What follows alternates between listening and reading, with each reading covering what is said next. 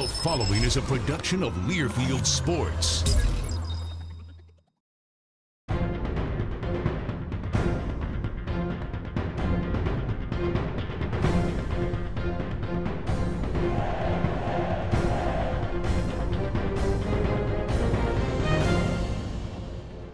The Badger Hockey Digest, presented by Charter Communications.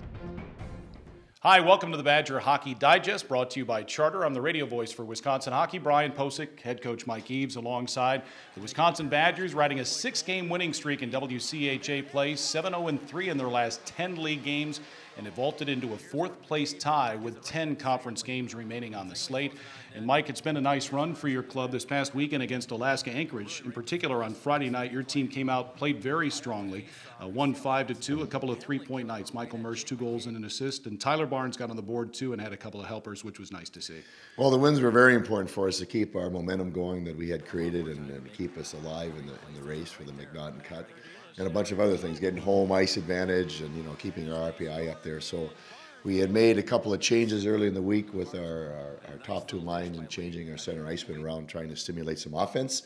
And on Friday night, that came to fruition. We had a lot of guys get on the board, which was really good for them. Yeah, unfortunately, though, we've learned and we've known for a long time that the games don't always follow the script you might plan, and that's what happened on Saturday night, too. Derek Lee was injured in the second period. Certainly hope that he's back for the North Dakota series, but that kind of threw a wrench into things. Got off to a slow start, too, but you scored 2 goals, and that was enough to beat Anchorage on Saturday. Well, not only losing Derek Lee, but we lose our senior left winger, Ryan Little, to a little bit of the flu that a lot of people are experiencing, and we missed him in the lineup because he gives us energy and heart. And in a game like Saturday, where we didn't have our A game going, to have a guy like Ryan is very important. And then we missed Derek, so we had to. We talk about solving riddles, and in athletics, many times, we make the analogy that a game is like a riddle, and there's no textbook answers. And as you go along, you have to figure out what you need to do to win this particular game and this particular night. And I thought our kids really responded well on Saturday and did a great job in the third period and not giving up very much at all. Yeah, and with Derek Lee out, you had to shuffle your centermen too. Yeah. So some guys were double shifting or whatever the case may be. Jefferson Dahl was very good on Saturday again, wasn't he? Well, we found some nice chemistry pretty quick. We put Dolly between Mr. Cordelius and Mr. Barnes, and they got that first goal. It was a beautiful goal, and then Dolly continued his hot streak and scored another one. So it's interesting what happens when people go down. You find guys are going to step up to the plate. We had the double shift. Dolly and Woodsy got more ice time, did a nice job. So it was good to see that we handled the adversity kind of in stride and found a way to win a game. Yeah, and defensively, your team continues to be very strong. I mean, that's one of the reasons why you're on the streak that you're on right now. And it starts in the nets. Our goaltenders have both played well, and we got a really strong effort on Saturday night from Petey. Petey hadn't played in 3 games, and he jumped in there, was really competitive for us.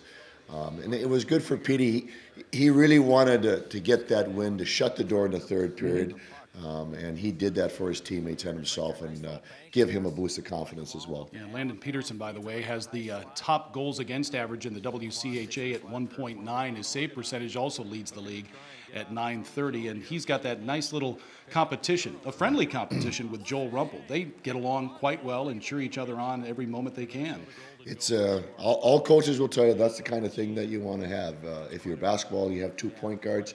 You want them to push each other. If you've got quarterbacks, you want them to push each other every day, knowing that guy's right there, and if I don't do my job, I'm gonna be replaced. So it's a good thing for the team because it keeps both guys really sharp. All right, the Badgers head to Grand Forks, North Dakota, to take on the team formerly known as the Fighting Sioux. We'll talk about that coming up in just a bit after this from Charter.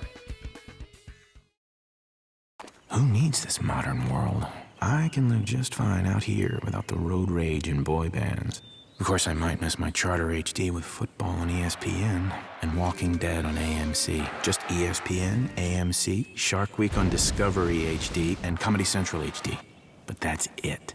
Except for HBO HD. Charter now has over 100 HD channels and more brilliant HD shows on demand than ever. Get Charter HD for only $29.99 a month when you bundle. The Wisconsin Badgers get to go to frigid Grand Forks, North Dakota this weekend to take on the team, as I mentioned, formerly known as the Fighting Sioux.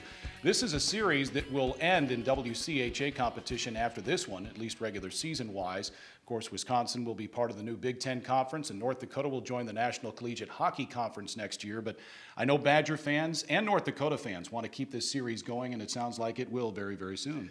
Yes, it will, and it was early talks when we knew we were going to the Big Ten.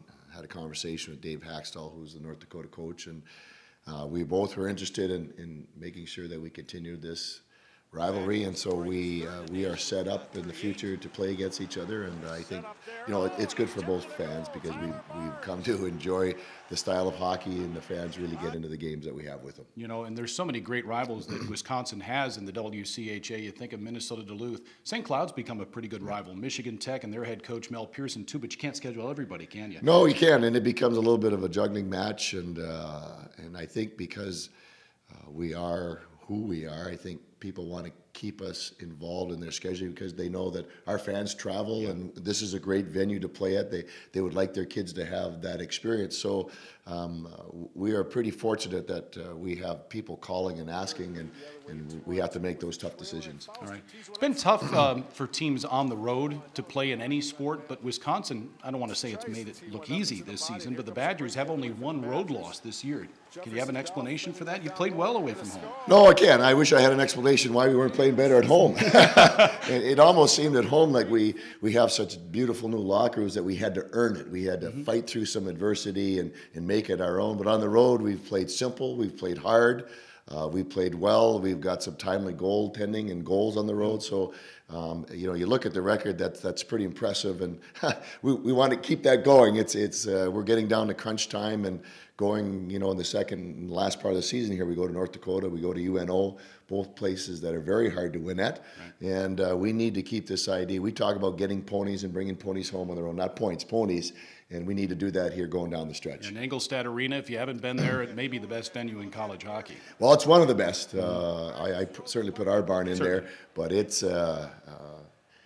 seats about 11,000, and they're right on top of you, and there's no other show in Grand Forks other than Fighting Sioux hockey. North Dakota hockey, and they come out in groves, and it's the big thing on the weekend, and it's a fun place to go play as an athlete because it feels like a championship game, and like you're playing at the Frozen Four, and you're playing in front of rabid fans, and it's a quality team.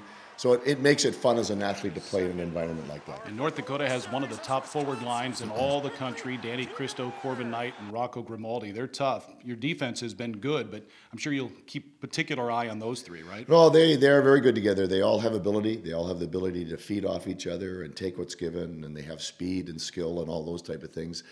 Whenever you play against a line like that, you need to have good team defense. And because if you do that, you neutralize some of their abilities. But it's going to be tough to keep them off the sheet completely. But if we can keep it to a minimum, that'd be a good thing for us. Yeah. In the 4-game regular season series last year between Wisconsin and North Dakota, the team split. 33 total goals were scored. Should be a lot of fun at Engelstad Arena. You can watch the games this weekend on Fox College Sports. Face-off Friday night 7:30, Saturday night at 7. Of course, you can also listen on the Badger Sports Network and online at badgersportsnetwork.com. For Mike Eaves, I'm Brian Posick. Thanks for watching the Badger Hockey Digest.